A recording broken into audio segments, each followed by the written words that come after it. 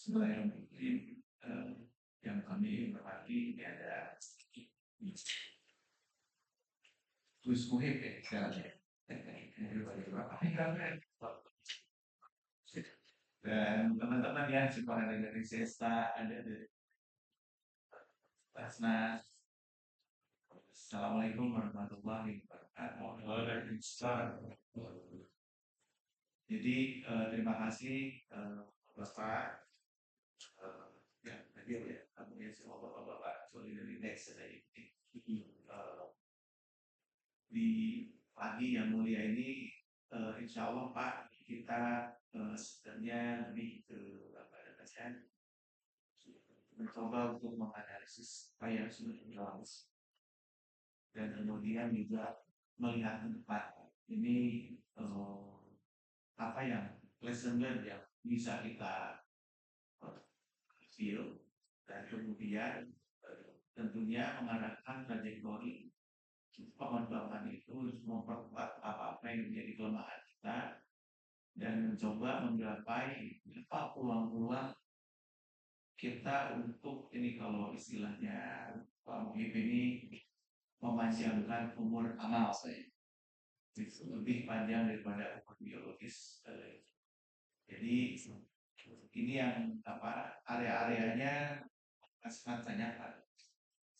Jadi mulai dari internal dulu, bagaimana kita bisa membangun kolaborasi antara kementerian lembaga sehingga kita bisa membuat 1+1 jadi 5. Artinya kalau contohnya BI, Kemenak, nasi BWI jalan sendiri, Basnas jalan sendiri, ya mungkin 1+1+1+1+1 cuma. Tapi bagaimana membuat jumlahnya jadi 10, gitu Pak. Nah, begitu tentunya tidak bisa kalau dalam ilmu fisika ini kita sedang suka apa membuat resonansi gitu. Sehingga kalau gitar itu ya tanpa tabungnya kita tarik nggak kedengeran. Tapi begitu ada resonansi, mudah-mudahan energi-energi yang ada dari kita semua bisa akan saling menguatkan. Sebagai contoh Pak, baru kemarin ini kita meluncurkan Snaleksi. Seleksi itu standar dan strategi nasional literasi ekonomi dan saya. Kalau mau berpikir biasa-biasa saja, maka yang kita lakukan itu ngajarin orang apa itu mudharabah, apa itu musyawarah. Setelah diajarin pulang lupa. Sudah kalimat tadi ya. Dites. Wah, yang penting dapat nilai. Nilainya kadang-kadang 7, kadang-kadang 8. Ini mirip dengan waktu kuliah kita ya. Sistem SKS, Pak. Sistem kebut semalam coba. 3 bulan, ini ujiannya apa nih? Nah, itu kalau kita mau berpikir biasa-biasa saja. Tapi di dalam seleksi saya kenapa cerita mengenai seleksi? Karena ini suatu pergulan Pak Yono gitu. Seperti apa ini yang disebut dengan strategi literasi keuangan ekonomi dan keuangan syariah? Ada nggak satu hal yang kita tuh ada di depan pikirannya? Ternyata kita sepakat kita akan melakukan preferensi. Jadi transformasi preferensi itu apa? Sebagai contoh, orang Indonesia itu terkenal katanya ada yang sudah dibuktikan statistik, ada juga yang survei katanya paling dermawan. Ada yang bilang paling pemaaf. Tapi saya coba mengkritisi Pak. Apa mungkin pemaaf? Mudah marah tapi cepat lupa. Saya dicetak Pak. Udah gitu lupa, ketawa-tawa lagi. Tapi begitu ingat lagi terus marah. Kenapa kita mau yang seperti ini? Jadi di dalam seleksi itu Pak, kita hanya bersepakat ya dengan KNEK dan NKS. Kita yang mau dilakukan itu adalah transformasi budaya. Jadi lewat program-program ini Pak, Kemenak itu salah satu yang menurut saya kementerian yang sangat strategis. Menurut saya Pak ya. Kenapa? Karena lewat seleksinya itu bisa menggapai lewat ekonomi kewasariannya itu kementerian lembaga untuk bersama-sama bikin program. Programnya seperti apa? Ini nggak apa-apa Pak ya, saya 10 menit pengen cerita betapa sebenarnya hebatnya ekonomi dan kewasarian. Mungkin yang dari ekonomi Pak, kalau masih ingat teori Solo Theorem, di mana di dalamnya itu ada intergenerational model. Jadi intergenerational model itu apa ya? Oh, kalau matematikanya itu ada memori efek. Kalau dalam univariatnya nyari anima, wah, matematikanya. Tapi kenyataannya apa? Salah satunya di mana di dunia ini, Pak, perusahaan itu yang umurnya lebih dari satu generasi. Mana yang paling panjang? Paling panjang itu Jepang. Jepang itu 3 generasi ini. Pesantren. Oh, ya kalau pesantren itu. Nah itu Pak, itu harus kita sebutkan begini. Kalau perusahaan komersial nih, belum pesantren Pak ya, pesantren dari anggap dulu bulan. Indonesia tuh not even one generation Pak. Artinya apa? Harus kita akui orang tua di Indonesia gagal. Gagal apa? Melanjutkan segala-galanya. Artinya, paling buruknya Pak, kalau kita seperti ini Pak, Indonesia bangsa Indonesia itu ke depan terancam akan menjadi diri Pak. Seperti Jepang kenapa? Mereka punya value untuk contoh Pak ya. Jadi malu juga. Lagi jalan, lihat ada orang Indonesia nih, menjatuhin sesuatu, truk jatuh. Terus dia jalan dulu, supervisor orang Jepang. Terus kata orang Jepang itu, ayo, itu nanti saya simpan dulu. No, sebelum jalan beresin dulu. Ah, luar biasa. Jadi jalan itu tanpa adanya beban-beban masalah sebelumnya. Apalagi ini kakak perusahaan. Kadang-kadang di rumah ya, orang tuanya itu dulu berjuang hebat Pak. Kecilnya itu misalkan Pak ya, dari desa kurang mau berjuang hebat. Ternyata anak-anaknya Pak bukan berjuang hebat. Anak-anak yang spoil, manja. Cuma bisa bilang ke anak-anaknya, zaman dulu Bapak, kalian sih enak. Apa itu? Itu kesalahan Pak. Kesalahan luar biasa. Maaf. Saya teman-teman saya banyak cumpuk ya. Yang cumpuk. Beres SMA, pertanyaannya begini. Kamu mau dagang atau mau kuliah? Kalau mau kuliah jangan dagang. Tapi kalau mau dagang gak usah kuliah, buang waktu kan. Begitu Pak. Begitu dia dagang Pak. Nomor satu yang bapaknya suruh, ini teman-teman saya sendiri. Lu jadi pelayan. Pelayan bulan. Jadi pelayan 6 bulan itu Pak. Kerjanya apa? Bukan disuruh-suruh Pak. Nggak hafal harga. Berapa marginnya. Di mana suppliernya. Itu jadi pelayan di toko-toko. Teman-teman saya tuh kalau di Bandung Pak ya, yang di Bandung Pak, Banja ya. Itu suku cadang mobil Pak. Itu Pak. Kalau saya beli Pak, dulu punya mobil tua Renault. Ada si Koyang Pak. Itu berapa? Pelayannya Pak. Pak, nama yang punyanya. Itu bukan tuh itu 10.500. Lu salah. Baru bulan depan naik. Itu sih ya Pak. Itu di dalam Pak, ada ratusan barang. Saya cuma melihat. anaknya itu disuruh Pak, dimarahin. Lo ngerti gak? Apa ini? Usaha begitu, ada di buku, ada begitu. Yang saya melihat di sana bukan masalah susunya, value, value juangan. Bahwa mereka berjuang di atas margin-margin tipis. Tapi dengan volume yang banyak. Kebayang Pak, kalau kita duduk enak manis, pokoknya gimana ini? Terus banyak Pak yang salah harga, itu tutup Pak, sebulan lagi. Nah, itu yang saya ingin ceritakan, bagaimana transformasi budaya ini,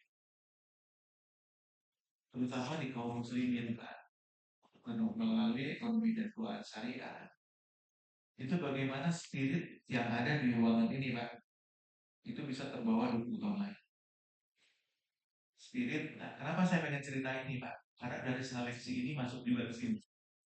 Di mana yang namanya transformasi itu terjadi juga di BI. Kenapa di BI? Saya juga punya junior, ada Fadin, ya, Pak Ridwan, ada Teh Vici, ada Teh Rizka, ada Teh siapa? Iya. Iya. Kan saya mau pensiun. Kalau saya pensiun, apakah value-nya sama nggak dengan Pak Yono? Semangatnya sama nggak? Jadi ketika kita cerita mengenai Solo model, intergenerational model, ini ada di sini Pak. Yaitu bagaimana suatu inisiatif productivity itu mengalir dari generasi ke generasi. Nah, di sini baru saya langsung ke sini Pak ya. Ngasih ini dulu nih, kasih konteks dulu. Jadi pengembangan kapasitas dan governance seperti apa ya? Kapasitas dan governance ini. Ada capacity building, Nazir. Seperti tadi Pak, pertanyaan saya, apa yang terjadi di pesantren? Kok bisa generasinya banyak? Mungkin ada yang seperti 3 generasi Pak ya, 4 generasi. Nah justru itu kita harus mulai berpikir. Sebenarnya ada hal-hal kebaikan. Ya seperti air bagi ikan. Kita udara Pak. Udara mah nggak penting lah, udah ada. Padahal nggak ada udara kita punggah-punggah. Kalau kita kasih polusi terus, umumnya ya.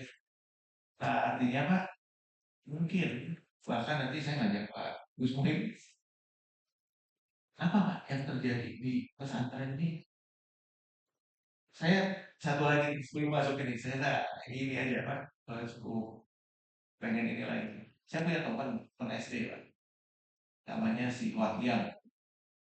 Dia salah satu direktur di Astra, salah satu perusahaan Astra. Dia ngomong mengenai, dan gue jadi ketagihan nih, kenapa merekrut itu loh, anak-anak lo dari pesantren itu, oh, kenapa orangnya nggak ini macam-macam, tapi disuruh ini dulu, disuruh ini dulu. Kalau pintarnya sama dengan yang lain, tapi ada kepatuhan.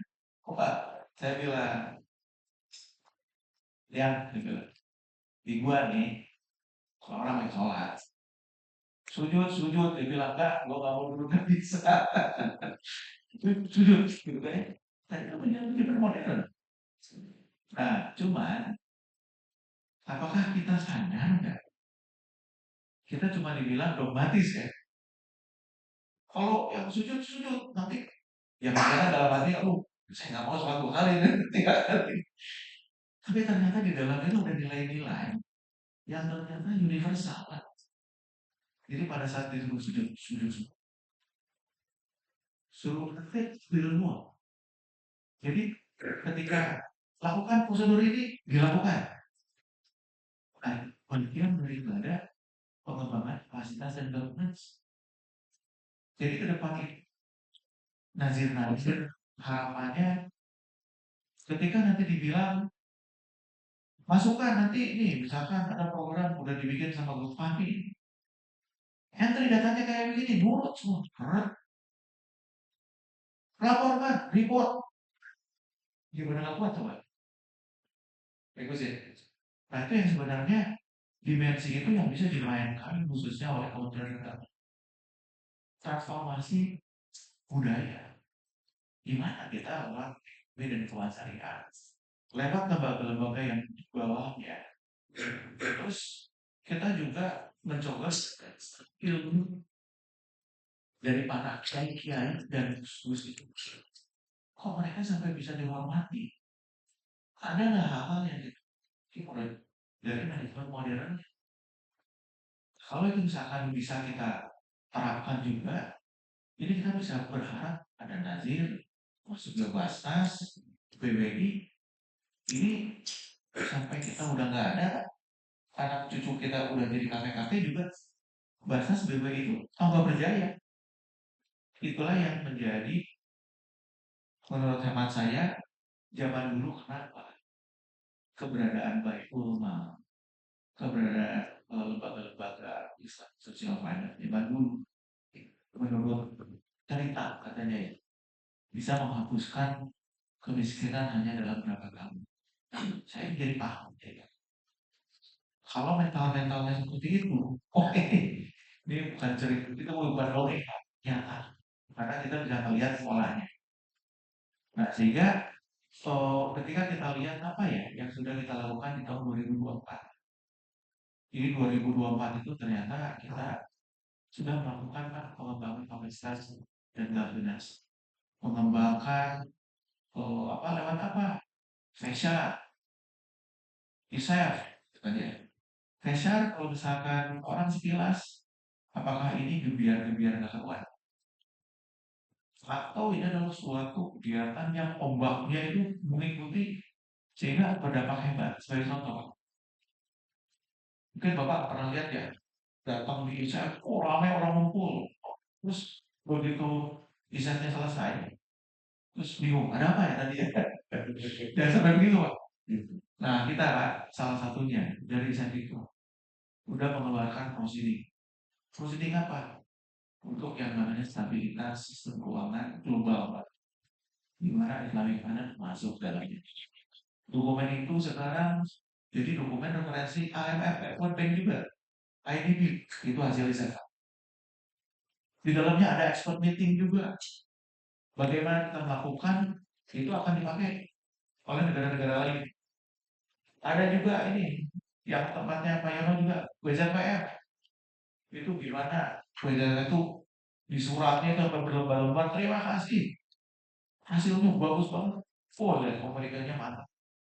Nah itu yang kita bilang bahwa kita bukan lebih. Kalau kita udah seperti itu, kita udah jadi gelombang yang bisa memiliki suatu momen inersial yang kuat untuk menggerakkan suatu peradaban. Nah di sini kapasitas dan governance ini kalau kita lihat ada fashion, ada yang apa kegiatan-kegiatan ini kita kelas balik ya Pak ya. Jadi di dalam eh, kegiatan-kegiatan ini ya boleh kita lagi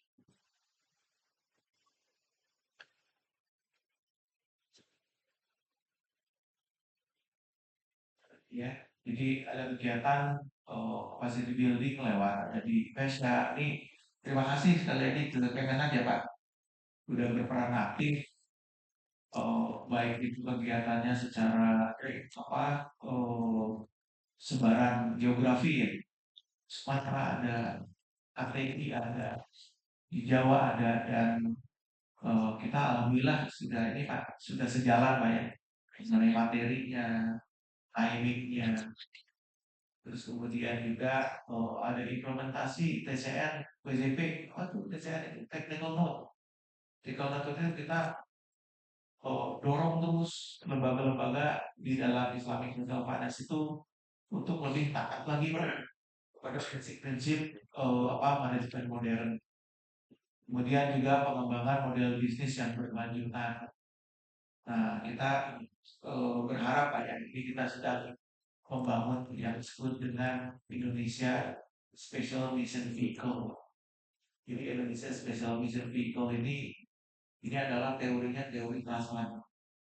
Jadi teori maju, bukan maju sebenarnya Islam itu udah maju dari dulu. tapi kita mereinvent sebenarnya ini. Terus kemudian juga ada piloting pengembangan model dan bagaimana mustahik ini naik kelas. Coba ya. Nah ini balik lagi makasih ke Basnas nih Pak. Kita udah minta data, ternyata dari analisis statistika panel data kita udah bawa kemana-mana bahwa ekspansi Jakarta itu menaikkan HDI dan data talks. Jadi bukan self claim.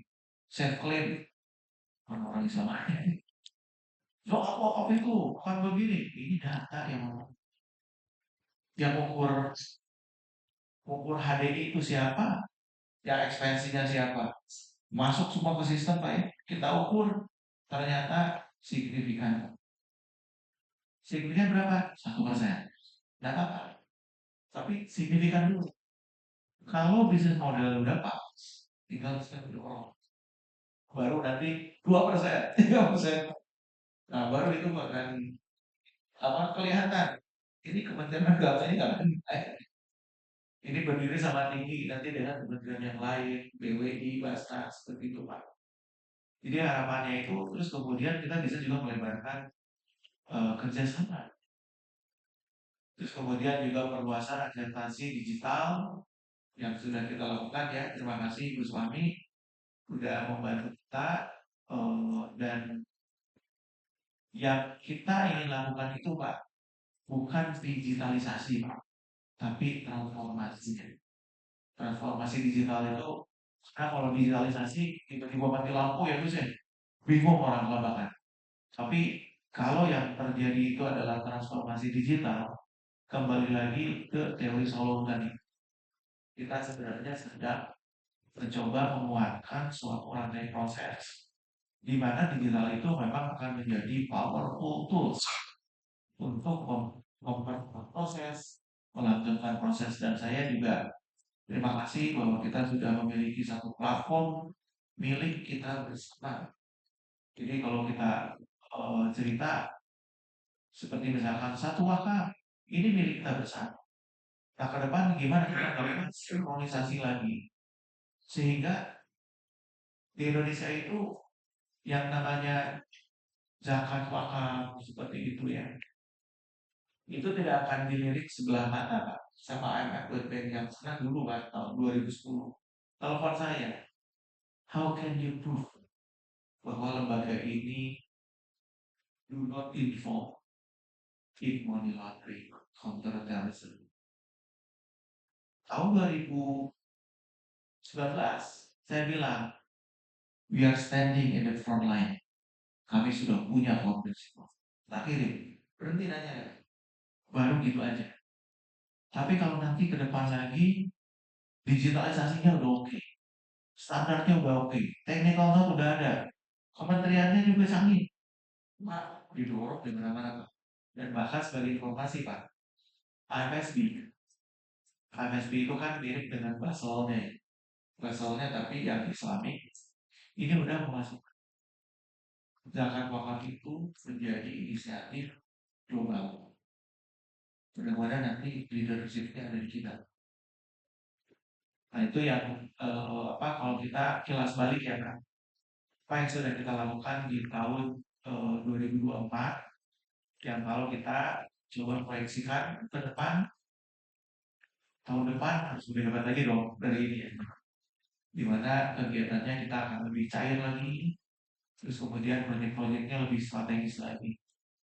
Mungkin itu sementara ya dari saya ini Pak Yononya lagi ke belakang dulu.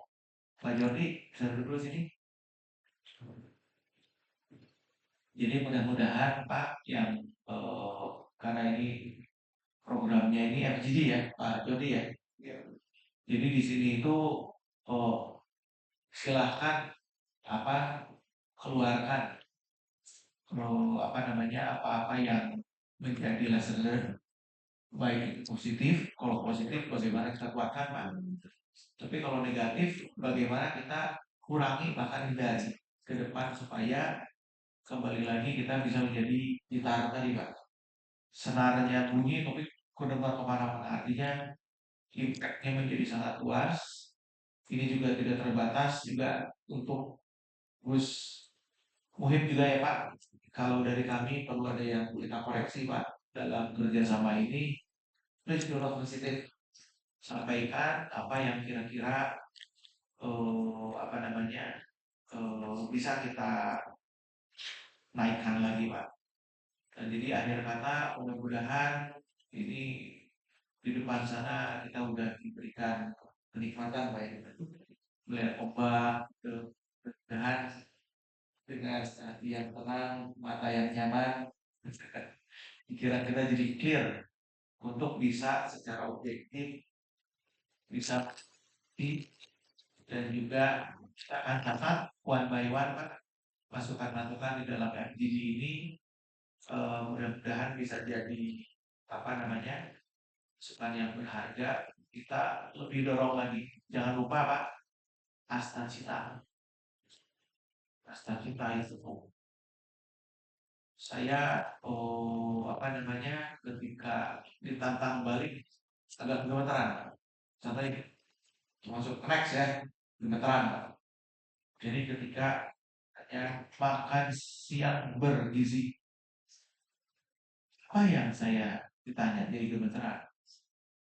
Tanya orang pesantren udah siap belum? Begini Pak. Katanya udah banyak nih pesantren yang udah bisa produksi. Sudah mulai banyak Pak, tapi masih sedikit. Apa produknya?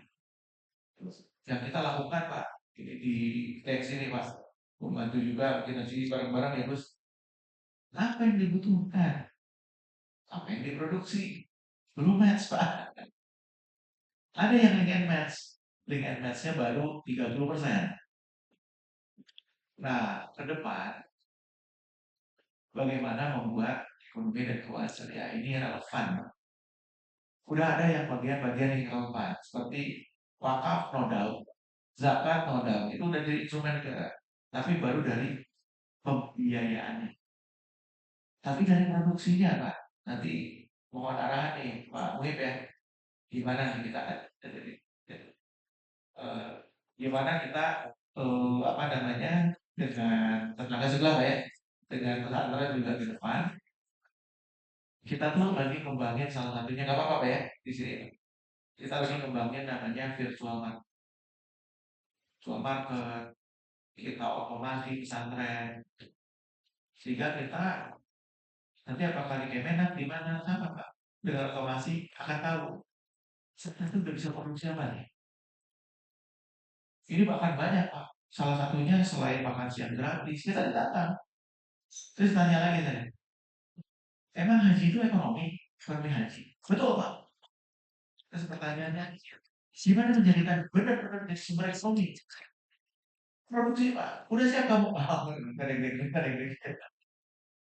Jadi misalkan sebagai contoh, haji konsumsinya kebanyakan impor. Pertanyaannya, sana udah bisa produksi semua dengan kualitas yang stabil, dengan suatu digitalisasi proses, ya banyak sedang menuju besar.